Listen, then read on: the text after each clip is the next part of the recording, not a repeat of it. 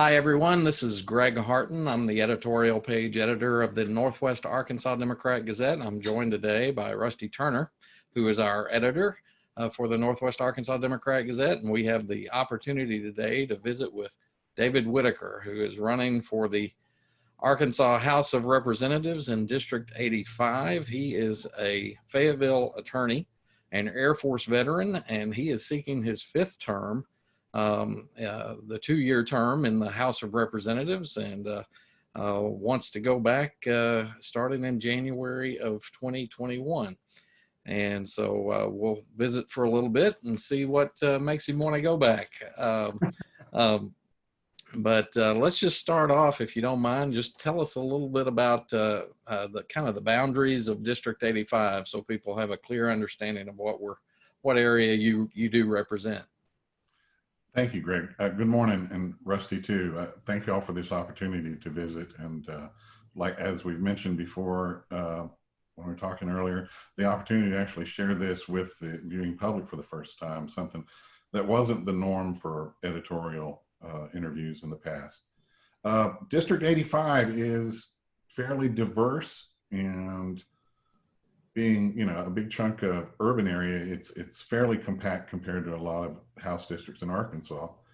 On the east side, we're bounded pretty much by Highway 265 south of Township, and going down into southeast Fayetteville, encompassing all of Mount Sequoia south of Township, basically out to North College on that side of the thing.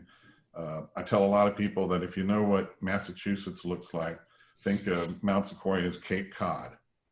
And then basically once you get down into around Boston area, you're in southeast Fayetteville.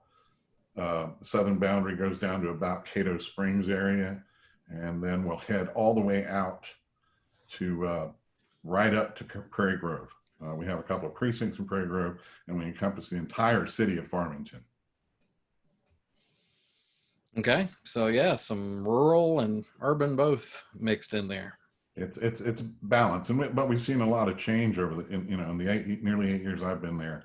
We've seen the effects of urbanization, head west into the Farmington Prairie Grove corridor.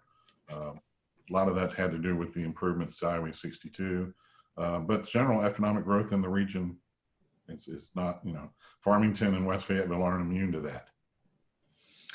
So just to start us off, if you'll describe a little bit about your thought process for running for re-election, but also what you think the issues are that generally, but also critical to this particular race, because you do face a Republican challenger in the November 3rd election. Going broadly speaking, the motivation for a fifth term is the feeling, and certainly, my own personal conviction that there are some things we have yet to achieve. I continue to work on things, electoral reform. There are some bills that others have carried in the past that I'll probably be picking up and trying to get across. Particularly, one thing that I think is critical is automatic voter registration, where basically the default is at 18 you're registered, and of course the versions that I've seen and that I would agree with and file would allow a person who doesn't want to be on that list to opt out. It simply just turns it from an opt-in to an opt-out scenario. I think one of the greatest impediments to voting is very few people understand the registration process. I know there's, for a long time, people felt, oh, well, if I register to vote, I'll end up in the jury pool. Some of those things have changed over time and made that a little less likely. Economic growth in this district, and particularly in this, the I-49 corridor, needs to be managed, needs to be encouraged. We need to continue to push forward to work on transportation infrastructure here in the area.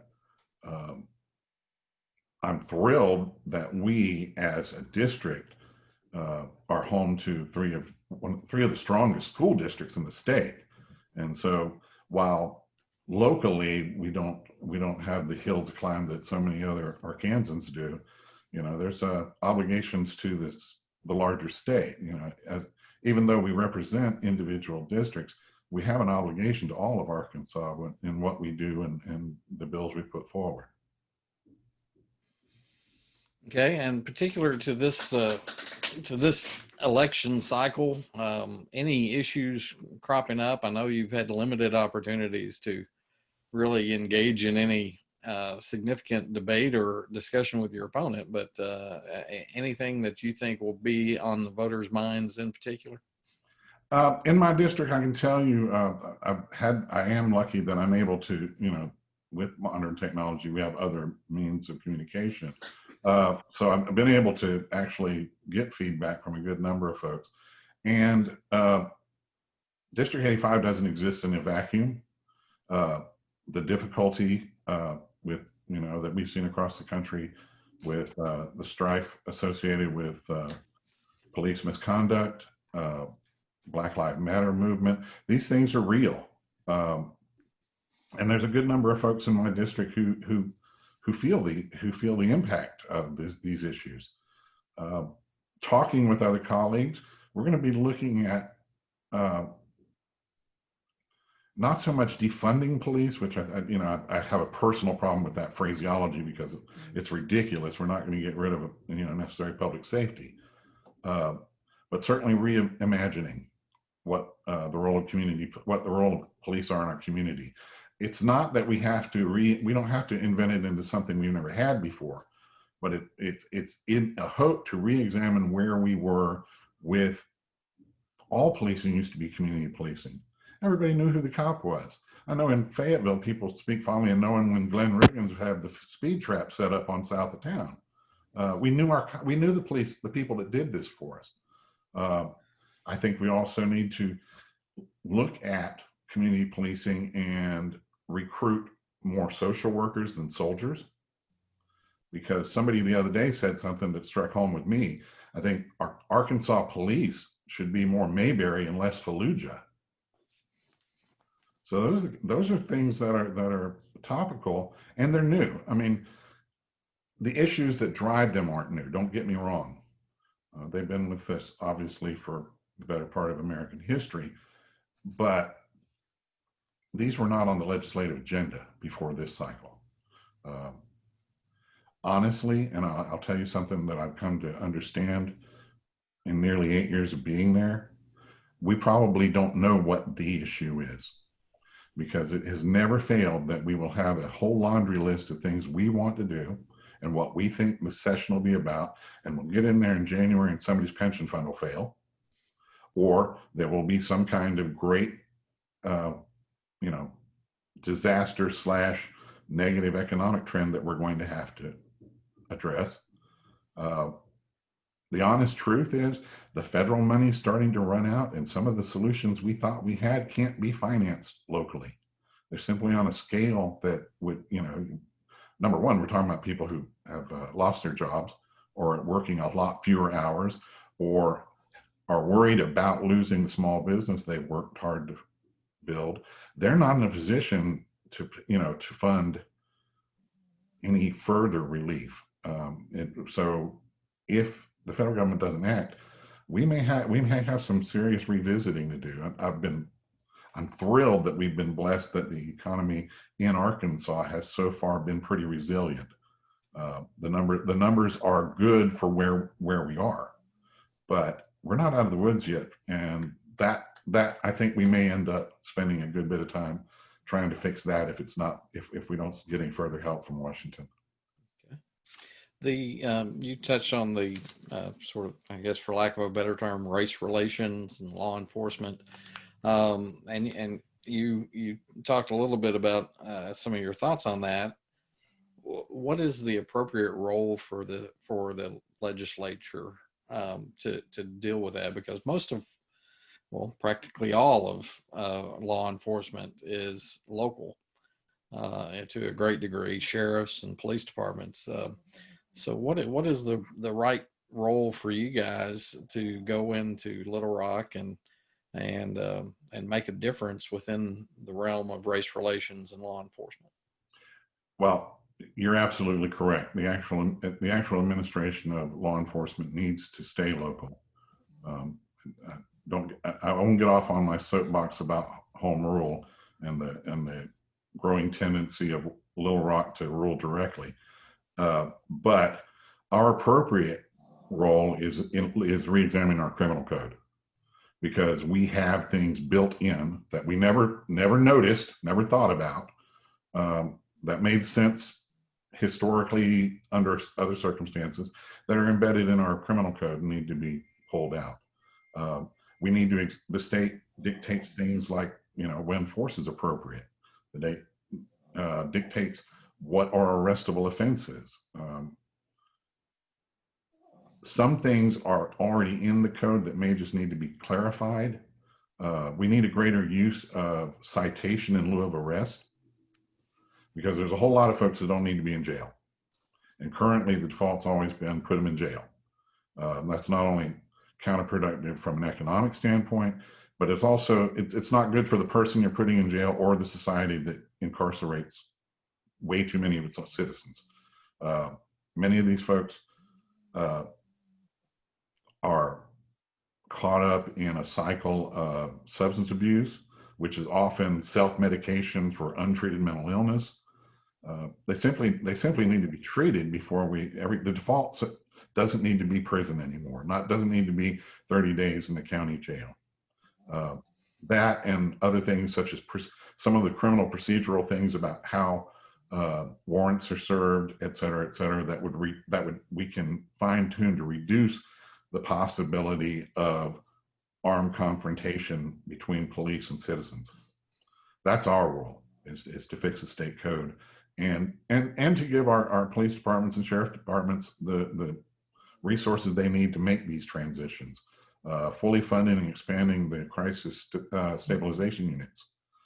We currently have the 4 pilots, one of them here in Washington County, but we haven't committed to it, and we haven't committed to fund it, and we have to figure out how, because that's the key to fixing this thing, is treating illness rather than locking people in jail cells.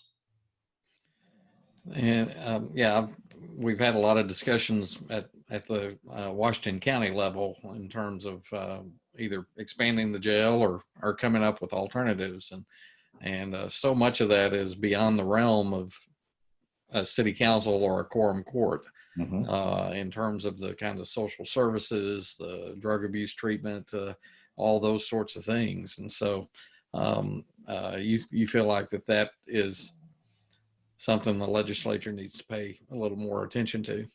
Absolutely. Okay. Okay. David, I want to shift gears and ask you about the state's response to COVID-19 and what's your evaluation of that? What, if anything, would you have done differently, or would you have liked to have seen done differently? And let's talk a little bit about that. I think overall, we've done a good job of playing catch up.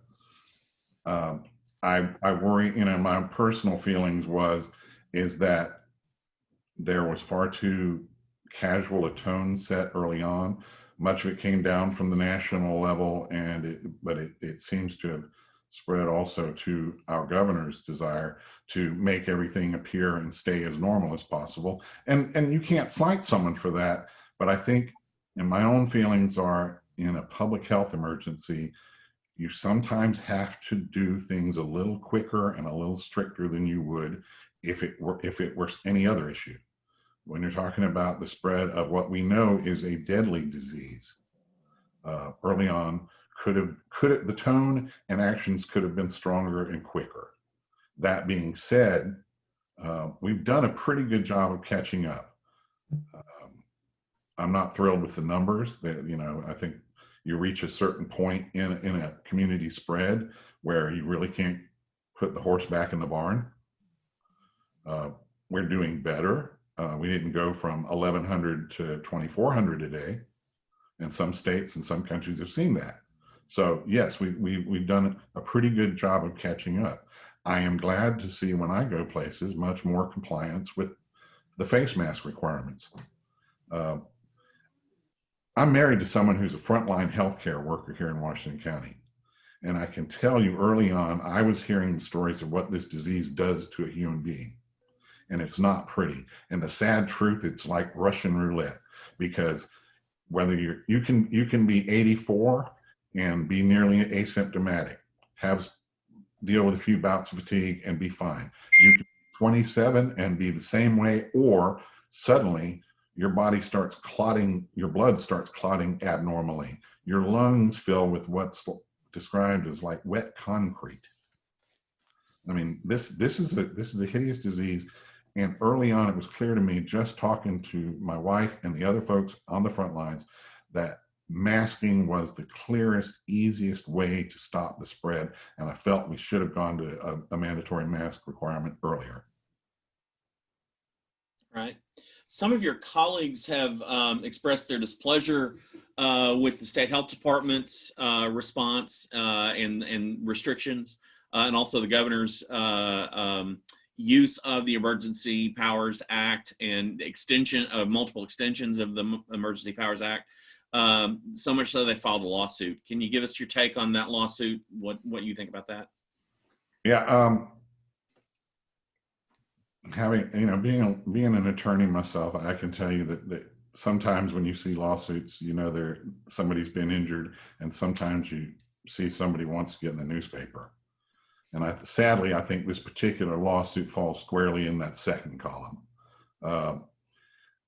For whatever reason, this renegade minority group of House and Senate Republicans didn't feel that they didn't feel comfortable or ready to run on their own party's platforms or to defend their governor. So basically, if you read the complaint, it reads as if it's a separate platform / manifesto of what they believe. I don't think it's a good use of our court system. It's ironic that so many of them that are signed on to this are the first ones to complain about frivolous lawsuits until they file theirs. I don't see, while I don't agree with the governor on everything he's done, I don't see the kind of abuse of his emergency powers that people are alleging. Just my take. Okay, that's fair. There have been some suggestions that I think Greg may be having an issue with his pet. We have a puppy situation. Yes, my dog is coughing. Sorry about that. Right. It's all good. It's all good. Love dog. So anyway, I apologize about the interruption.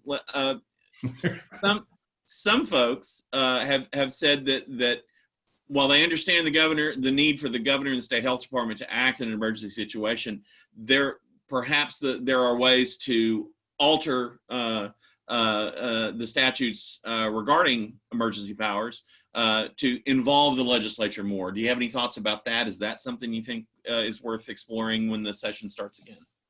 I'd be willing to listen to their proposals, but you have to understand emergency powers exist for the very reason that the normal process is often cumbersome. And you also, and if you spend any time here at all, and that's one of the benefits of having served a few terms, is that if somebody wants to make a political point, they can bog the system down fairly quickly by putting a hold on a bill, putting a hold on an appropriation, re-referring something to committee. And meanwhile, you have public health needs that need to be taken care of immediately that are on hold until the legislature stops. So while, I'm all ears, I'd like to hear what they would suggest as a good counter, improving on the emergency rules we've adopted, which allow our Senate and House leadership to hear these things and sign off on them without calling us all back into session. And the liberal use of the emergency meetings of legislative council, one of the reasons I had to reschedule to get to Little Rock on Thursday was, as you probably know, legislative council usually only meets once a month during the interim, but our leadership has been good about letting it, invoking the emergency clauses built into those rules to let us work on things. Long story short, I'd be interested in hearing their proposals, but at some point, it's not really emergency. It's not emergency powers if you can't use them in an emergency. Does that The answer your question? Yes, thank you. Okay. I don't want to necessarily get into too much about what your opponent says versus all of that, but I did get a flyer in the mail just the other day that suggested, the kind of the, I guess you would consider it kind of the typical attack on a Democrat would be, that you're just about taxation, that you've approved some astronomical numbers in terms of taxation. Wanted to give you an opportunity to address that. Yeah, and you said it's pretty typical stuff. I'm old enough to remember the whole Gingrich contract for America, which was based on, Democrats we want to tax you to death, and we're all going to sign Grover Norquist's anti-tax pledge. But so I'm not shocked by it. And of all the ugly things that can be said about you, the idea that you would agree with the governor that we need a sustainable funding mechanism for highway infrastructure in Arkansas after decades of going back and forth with no good answers, and piecemeal funding, I'm guilty. The honest truth is nobody likes taking hard votes that require, tax increases. And this last session, much of the stuff that's in that flyer that I'm aware of are from the most recent session of the legislature. Every one of them went for needed infrastructure improvements. Did we set out to raise taxes? No, we set out to make sure that we had a sustainable highway transportation funding formula, since the fuel tax is no longer reliable, and we had expenses and revenues crossing the wrong direction on the graph, and no foreseeable future where we'd ever actually get enough money out of the fuels tax to ever pay for a mile of highway again.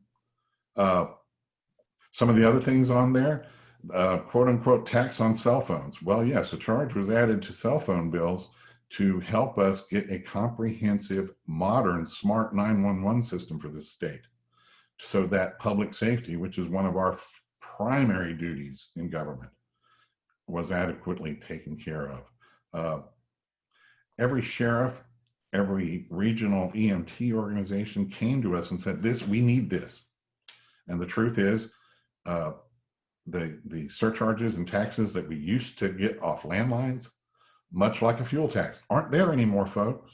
So if you're going to pay for a statewide smart 911, you've got to go where, you got to go where the money is, which is, on cell bills now.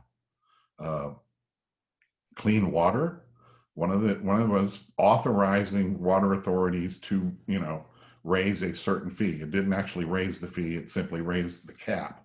It had been 30 cent, I think it went up to a 40-cent cap.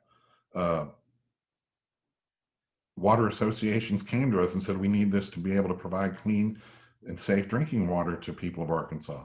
Again, one of the bedrock reasons governments exist is to make sure people have clean drinking water, basic needs.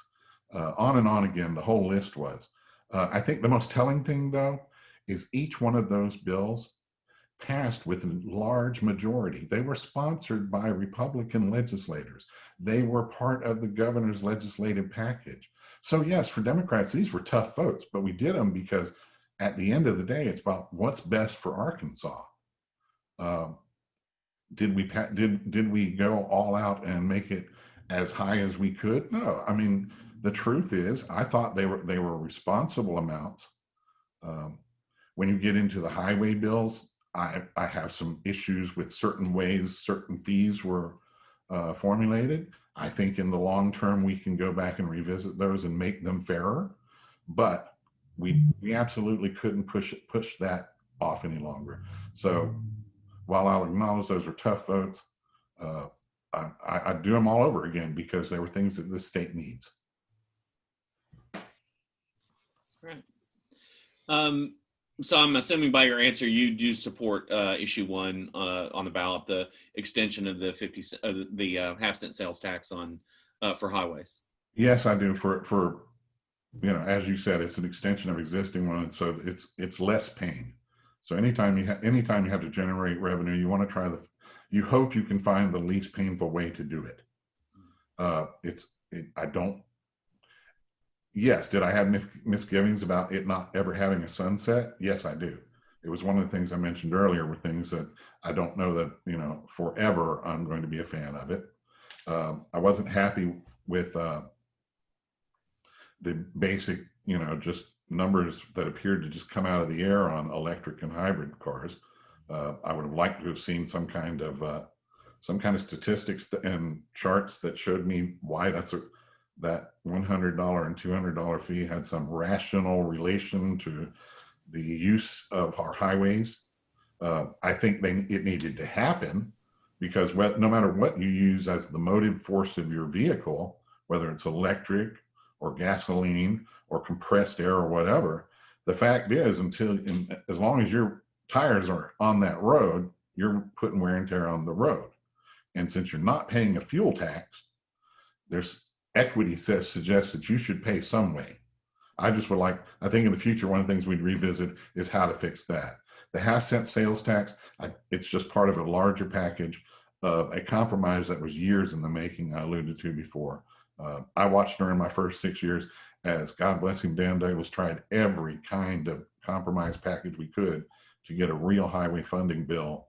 And we just kept, at the end of the day, it was each of those contained something that we just simply couldn't do. I mentioned in some earlier interviews my resistance to just opening the general revenue to unlimited highway spending, because I worry, like others do, that it would eventually just eat the budget. There has been discussion for years now over the large and medium-sized hog farms over around the Buffalo River. That one in particular that the state ended up buying out, and the proposal has been a permanent moratorium on those within the watershed of the Buffalo River, and that has met with some resistance among lawmakers. I think the Legislative Council. Do you favor that sort of approach to protecting the Buffalo National River? Are you referring to the permanent moratorium on? Yeah. Yes. Permanent moratorium, not on hog farms. Let's get very clear here. I was born down in South Georgia and grew up in an agricultural world all my life. I got no problem with people raising hogs as long as they're upwind from me. What we're talking about is a very specific operation, a CAFO, or what is it, a consolidated animal feeding operation, or concentrated animal feeding operation, which is not Farmer Brown and his 6 hogs. We're talking an industrial complex with thousands jammed into one small space. Now, I don't know, but my gut tells me that may not be very sustainable in anybody's watershed. But I do know this, in the watershed of our only national river, or the very first one there ever was, and for good reason, is just not a good idea. Governor Beebe has to take his lumps. It happened on his watch. I don't care who did it. It needed more study. These kinds of things just can't be put into sensitive watersheds like that. And I've supported the moratorium, a permanent moratorium, since the day this whole story broke, and I support it now. I don't want to, not saying we're going to lock agriculture out of these areas, but there's certain levels of industrial agriculture that are no better than putting a paper mill. I mean, you're gonna at the end of the day, regardless of what's generating the dangerous waste, you're still in an area where it can do acute harm that we can't undo. Like I mentioned to one person, we can raise hogs all over Arkansas, but we only got one Buffalo River.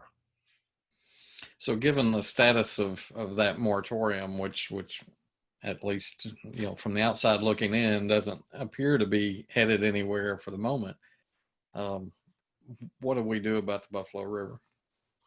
Honestly, and I don't want to get too deep in the weeds here on the separation of powers and how administrative procedures work.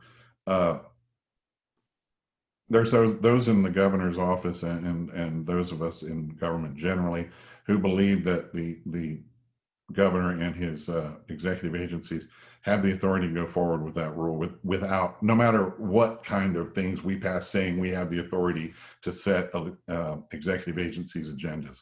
So my understanding is that any rule they want to adopt, they can adopt without us. I think with what we're coming up in 2 years on another gubernatorial cycle, I think it's a worthwhile thing to ask every candidate for governor where they stand on it. Because at this point, as long as sentiment is the way it is in the legislature, it's going to require a governor who's committed to saving the wild places of Arkansas. We're down to our last minute or two. I wanted to just give you an opportunity, if there's something we haven't asked about that you feel like is important for people to know before November 3rd, now's your opportunity. Okay. 2 things very quickly, regardless of your party, regardless of your political affiliations. The events of the last few years, if nothing else, should drive home to you the importance of being involved in the operation of your government. That means registering to vote. As of right now, they've got until this close of business today to be registered. Yeah, today being October 5th. Yeah, today being the 5th of October. But of course, by the time anybody sees this, that deadline will have passed. If you are registered, by all means, vote. Take advantage. If you're afraid to go out, take advantage of the absentee. What I'm personally doing is I'm pretty familiar with most of my early voting sites. And I also know that from past experience, if you go early in the week, in that first week, there's almost never anyone there. So spacing is going to be much easier. Wear a mask, do all the, use your hand sanitizer, all the things you would do if you're going out anywhere else. There's early voting sites no more susceptible to this virus than your grocery store. So if you're doing the smart stuff when you go to buy a jug of milk, do the same things to go vote. But it's so important now more than ever to be involved, to have your say, to be a part of this. And finally, just one thing I always like to leave on a high note is somebody asked me the other day about, well, with this whole pandemic, is there any good come from it? And I can tell you from a legislative standpoint here in Arkansas, I can think of 3 things right away that are incredible examples of how something good is going to come of this.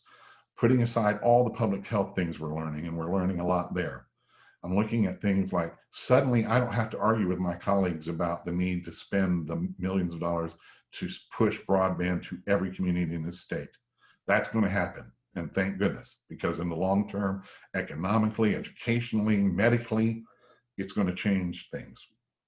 On that same note, we were able to authorize the emergency funding to let PBS Arkansas add state-of-the-art transmitters so that in excess of 97% of the folks who may not have online access can turn on their television and get Arkansas PBS.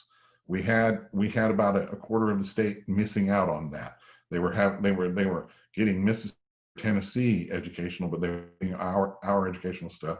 And we learned early on when we closed schools last spring that PBS has a role to play in offline education when folks are not necessarily able to get to a computer, but lesson plans can be supplemented there. And finally, on the same related note, people all over have unsolicited told me how incredibly thrilled they are with how telemedicine works. This was something everybody said, well, it's not proven. We don't know whether we want to go there, blah, blah, blah. Well, we've tried it now. And I got to tell you, my constituents, when they tell me, they're like, let's keep this, because for, the most of what I need from a doctor, I don't need to go sit in a room, in a waiting room with a bunch of other sick people. Or I can, my doctor likes it better because we can schedule it after 5 o'clock when both of us can get together. I personally have, visited my own cardiologist online, and it's better than going to hang out in the clinic for half an afternoon. And I know for them, it's made managing schedules and actually seeing patients more often, because people aren't quite as quick to defer appointments, because it's not a big deal to see your doctor with telemedicine. So those are the kind of things some of the good that has come from this, and I hope that we'll find more, we'll discover more, and someday, pretty sooner than some folks think, we're going to get back to where we can go to the farmers market, see our grandchildren, have a cookout with our neighbors, and just get back to enjoying our lives again. Because at the end of the day, that's what this is all about, is having a country and a society where we can all raise our families and enjoy our lives. But thank you all for everything. Yeah, we sure appreciate your time. Best of wishes to you in the coming weeks before the election, and certainly thereafter. Thank you. All Thanks, right. Dave. Take care of yourself. You too.